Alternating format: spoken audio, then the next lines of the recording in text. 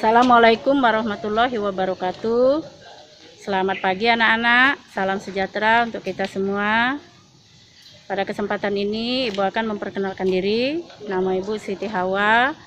Di SMP Negeri 46 Palembang, Ibu sebagai guru mata pelajaran matematika.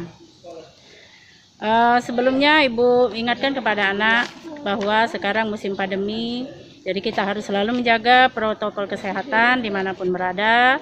Jangan keluar rumah kalau tidak terlalu penting, karena kita harus menjaga kesehatan kita, keluarga kita, dan orang-orang yang ada di sekitar kita. Anak-anak, pada masa pengenalan lingkungan sekolah atau MPLS, untuk tahun ini kita masih dalam keadaan daring. Jadi nanti anak-anak akan menerima materi dari perangkat IT-nya masing-masing. Dalam kesempatan ini Ibu akan menyampaikan materi tentang belajar efektif pada masa pandemi. Dalam masa pandemi ini, untuk tahun pelajaran 2021-2022, kita masih menggunakan sistem online atau daring. Jadi anak-anak belajar dari rumah, hanya menyiapkan perangkat yang akan digunakan untuk belajar, misalnya HP Android, atau ada yang punya laptop bisa menggunakan laptop. Dan juga kita harus menyiapkan jaringan internet. Kalau kita tidak, misalnya kita tidak punya kuota internet, kita bisa orang tua kita setiap hari Sabtu datang ke sekolah untuk mengambil materi yang dipelajari oleh anak-anak yang ikut online. Jadi anak-anak yang tidak punya HP Android juga bisa mengikuti pelajaran seperti mereka. Nah, dalam belajar daring ini ada beberapa hal yang akan kita siapkan, baik itu waktu belajar, persiapan diri, dan persiapan alatnya. Yang pertama, mengatur waktu belajar. Jadi kita harus mengatur waktu belajar. Atur waktu belajar dengan mengikuti informasi dari wali kelas. Jadi nanti kita dari wali kelas akan mendapat informasi jadwal pelajaran. Kapan hari belajarnya apa, jam berapa dimulai, ada tugas atau tidak. Maka kita nanti akan dapat informasi dari wali kelas masing-masing. Lalu kerjakan sendiri tugas yang diberikan oleh guru masing-masing. Nah, kalau kemarin waktu di sekolah dasar, di SD, anak-anak mungkin ada yang tugasnya dikerjakan oleh orang tua, atau kakaknya, atau ayunya, maka sekarang kita harus mandiri. Tugas-tugas harus kita kerjakan sendiri, biar kita paham apa yang sudah dipelajari hari ini. Karena nanti yang sudah kita pelajari itu akan diujikan untuk mendapatkan nilai di raport. Membiasakan belajar dan mengerjakan tugas dari guru lebih awal. Jadi jangan menunda-nunda.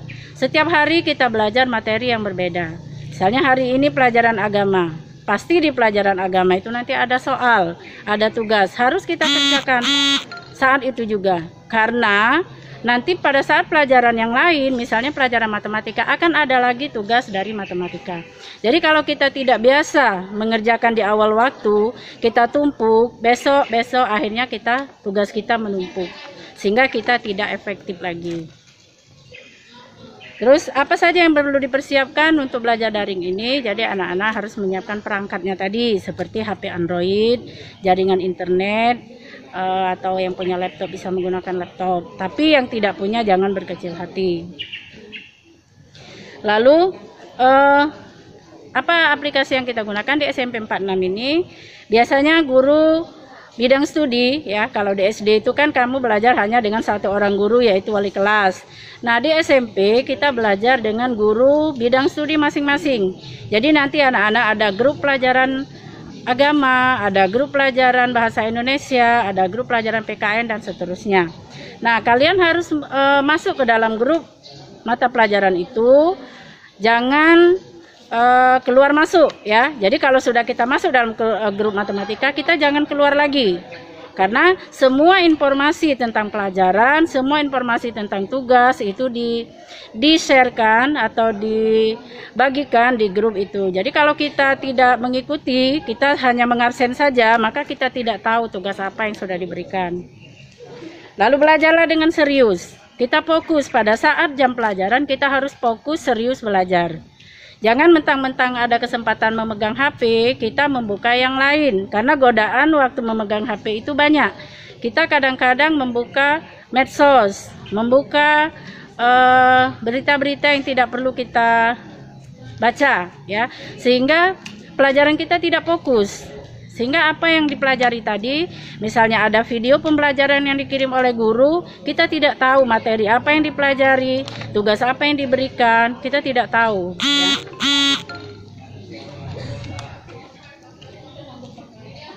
Jaga komunikasi, selanjutnya jaga komunikasi dengan guru, wali kelas, dan teman sekelas. Jadi kalau kita sudah ada grup WA atau ada grup classroom atau ada grup yang lain, maka kita harus menjaga komunikasi. Apa gunanya? Karena kalau kita ada di dalam grup itu, misalnya pelajaran hari ini ada tugas, kita tidak mengerti, maka kita bisa menanya atau berdiskusi dengan teman tentang materi yang tadi dipelajari. Boleh kita diskusi. Kalaupun misalnya masih ada yang belum jelas dari teman, bisa kita tanya dengan guru langsung, ya. Jadi jaga komunikasi dalam grup itu. Kalau kita belum yakin benar apa yang kita kerjakan itu masih terasa kurang yakin, maka boleh kita diskusi dengan guru. Nah, kalau misalnya ada tugas langsung kita kerjakan sendiri ya anak-anak ya, jangan seperti mungkin SD-nya kemarin ada yang dikerjakan oleh orang tua. Terus yang terakhir, supaya kita fokus, serius belajar, kita harus merasakan kebutuhan belajar itu adalah kebutuhan rohani kita. Bahwa kalau kita belajar, kita akan menjadi pintar, kita akan menjadi sukses. Nanti pada saatnya kalau misalnya kenaikan kelas kita bisa naik kelas, pada saatnya kelulusan kita bisa lulus, dan kita dengan bangga memperlihatkan hasil yang sudah kita capai. Itu saja anak-anak, tetap semangat belajarnya walaupun dalam keadaan pandemi. Kita belajarnya daring, tidak ketemu dengan teman, tidak ketemu dengan guru, tapi kita tetap semangat. Ya anak-anak, selamat pagi, salam sejahtera untuk kita semua. Wassalamualaikum warahmatullahi wabarakatuh.